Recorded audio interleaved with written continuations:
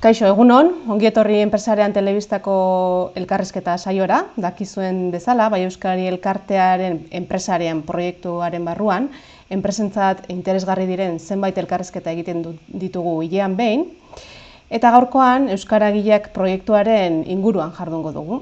Euskaragileak batzordea, enpresen euskalduntzean aurreratuta dabiltzan zenbait enpresak osatzen dute, eta horietako bi enpresatako ordezkariak gaur hemen ditugu gurekin. Juan Mari Larrarte elkarreko ordezkaria eta Ramon Mendiguren Pikautxokoa. Egunon bioi. Egunon. Hasteko Ramon, azaldu iguzu pixka bat, zer da Euskaragileak eta zein enpresak hartzen duzu bertan parte? Euskaragileak talde bat, batzorde bat, sortu zen 2014 urtean, txigorabea, kontseiluaren bidetik, gero 2019an hori Bai Euskarari, kontseilu Bai Euskarari pasatzen horren eramatia edo gestioa, eta zertan hori euskalduntze prozesu aurreratu edo euskararen erabilera normalizatuta daukagu lantegile edo enpresen batzorde bat, ez? Zertarako edo, lan mundu euskalduntzeko, adierazpenak jasotzen dago, kontseiluak idatzi ban adierazpena 2014an, bazelan enpresak lan munduan euskara saldain, eta hori euskara saldu eta lan egin nahi duten enpresak sare bat sortu, daran artean sinatziak aurkitzu eta ereduak ezagutzen egon.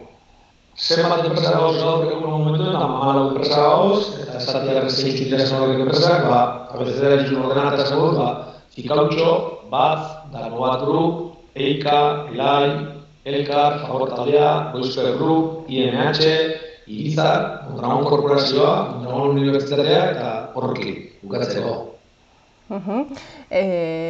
Juan Mari, Euskaragileen batzorde horren funtzioa edo zein da? Ramonek esan duen bezala, hemen helburua da euskaraz bizitza eta euskaraz lan egitea. Horreta bidean ari garanean, eta Euskaragileak bide horretan lan bat egin duenez, berei dagokie eragile aktibo izatea eta eredu izatea beste batzuen aurrean. Piskat helburu horrekin sortu genuen, ez? Enpresen arteko sinergiak sustatzea, enpresa berriak erakartzea, piskat euskalduntze edo euskararen normalizazio prozesu horietara, eta nolabait laguntza bat izatea duke helburu guzti honek euskalduntze prozesu jartzeko. Okerrez banago enpresentzat tresna erabilgarriak sortu dituzu Euskaragileek, ezta? Banan azaldu nahi genituzke gaur, horietako bat da, harrera plan eredua, ero langile berrientzat harrera plana egiteko eredu hori, ezta? Zer da zehazki hori eta zer helbururekin sortu zenuten, Ramon?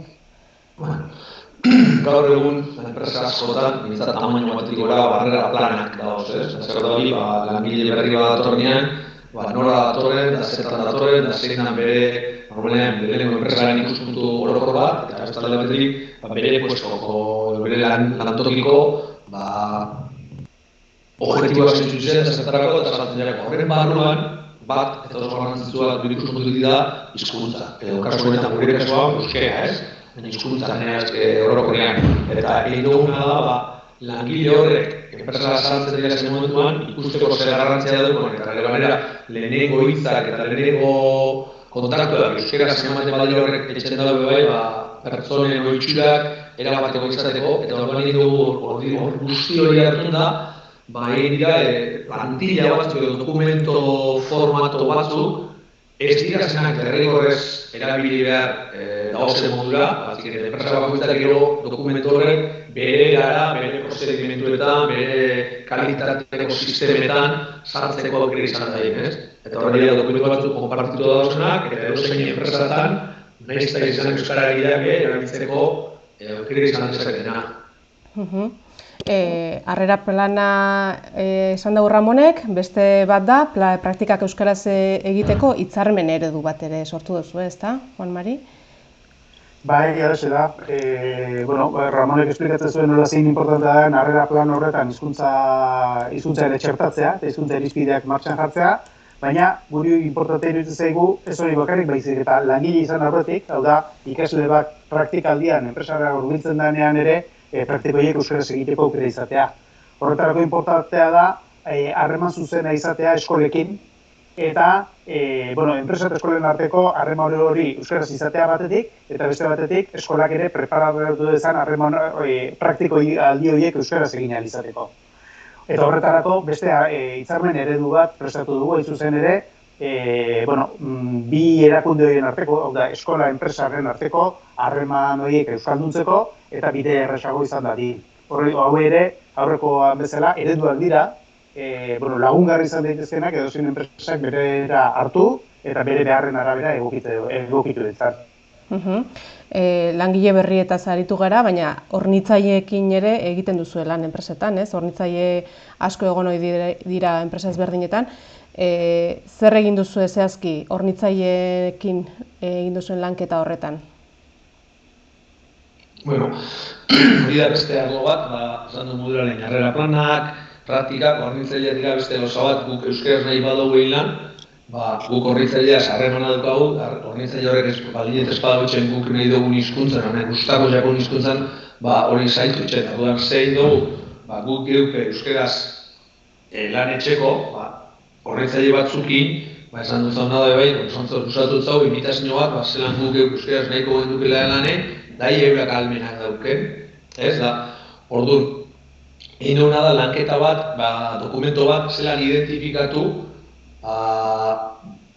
zeintzuk hornitzaile eta ze lekutan, enpresa barruan dagoz pila bat izan hornitzaile bat ez bileketu. Alde batetik administrazioa, beste alde batetik bilekete proiektuetan ingenieritzakin, edo izan arlo desberdinetan, lanketa baten identifikatzeko zeintzuk arlo dagozen, eta horrekin zelan egin lan, eta identifikatzeko beste plantilla edolako bat luzatu da, eta beste alde batetik, egin duguna da, guk geuk Euskaragile batzordean gauzen enpresa guztion mankomunean daukaguzen hornitzaile batzuk dira berdinak, horrekin hitz egin eta batzartu egin gara, eta beste batzuk eskutiz plantilla bat sortu da, non plantilla hori enpresa bakoitzak berriz, idatzi leike eta dagoen moduan, edo erabili leike eta bere erara jarri, eta horrela bidaltzen du gonbidapen bat, usatzen zelan euskaraz lan, guri euskaraz lan emotia edo presentatzea guztako hori onura bat dela, eta eurentzako bai beste onura bat dela,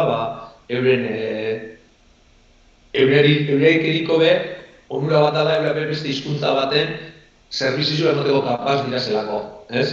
Gero ez da nintzen dugura, lantegi bakoitzak bere prozedimentuetan eta bere erara, dokumentu hori ikutu leike edo erabili leike. Beste ekimen bat badaukazu, ezta euskaragileak barruan, euskaragiletu. Ze ekimen da hori eta zer helburu ditu? Bueno, hainbat enpresa daude nolabait euskaraduntze prozesuak abiatuta dituztenak, eta asko gehiago abiatze prozesu hori ere sartu ez direnak, ez? Euskaragileturen bidez, gure asmoa zen, gonbidatzea enpresa horiek, gure enpresetara, hain zuzen ere, prozesua aurreratuago dauden enpresa horietara, eta bertan ikusi ahal izatea euskaraz funtzionatzeko zer nolako bidea egin dan, eta gaur egun nola egiten dan edo zer lan egiten dan bertan. Orduan, nolabait, enpresetara gonbidatu egiten dira beste batzuk, ikus dezaten eta ezagutu dezaten lehen eskutik prozesu hori nola gauzatu dan. Helburua izango litzateke, laguntzea, bide horretan sartuta dagoen enpresei, edo oraindik bide horretan sartu ez direnei, nolabait animatzea eta erakustea hau gauza egingarri dela, eta, neurri batzuk hartuta edozein enpresa garatu dezakela. Eta aztu baino lehen, esan behar dut, bai hitzarmen eredu horiek, harrera planen eredua eta erreminta horre guztiak bai Euskararien webgunean dituzuela. Bai Euskararien barruan, bai euskarari.eus webgunearen barruan, Euskaragileak izeneko proiektua dago, eta bertan eskura ditzakezue, bai euskaragileturen inguruko informazioa eta baita beste hitzarmen ereduak eta abar, ezta. Hau azalduta, eta aurrera begira, ze asmo duzue euskaragileak batzordean? Ni neure personala da, neure alde batetik lanean jarretzen asmoa. Hori, neku ekipo potentetxo bat gauz, goguakin. Gure hori adibide bat, nik esaten adon txiki duz pasaduz urte eta herri daregu COVID asunto honegin, eta hau ez da ez gelditu ez zebez, telematikoki eta Oin gauz begiratzen dira hasi bergaren etxe batzarra fizikoki dano batera leku baten, edo ez, da hori martxan doila, ez? Hori ikusten da, goguaz gauzela, ez dela horre gelditzu zen, ez? Da gero, bueno, azte itxaber, Juan-Marik aber beste zozer gehitxuleiken. Nik uste azkenean gure asmoa aurrera begira dela sorrerako asmoa berrestea, ez? Euskara gune duguna da, gero eta enpresa gehiago hurbildu zen euskalduntze prozesu horretara, euskaraz bizitzeko autu hori egin dezaten enpresetan ere, euskaraz lan egiteko aukera hori egin dezaten, eta bide horretan euskaragileen batzordeak egin dezakena da lagundu, eta berak sortu behar izan dituen eta bere bidean ikasi ahal izan duen hori erakutsi beste batzuei. Eta, helburua izango litzateke, ahalik eta enpresa gehiena ere ekartzea, ea horretan gu lagungarri garen, eta ea lan mundua gero eta euskaldunago izatea. Ondo, enpresaren batek edo nahiko balu euskaragileturen informazio gehiago, edo bai euskararira jo, edo batzordea osatzen duzuen edozein enpresarekin kontaktuan jarrita ere, euskaragileen inguruko informazioa jasoko lukete. Mila esker Ramon eta Juan-Mari, eta segi horrelaxe lanean. Eskerrak zuei. Mila esker zeuei gonbidapena gaitxik, lagun edo sortarako zerra dozuen, badakizuen, gauzen. Ondo segi ba. Venga ba.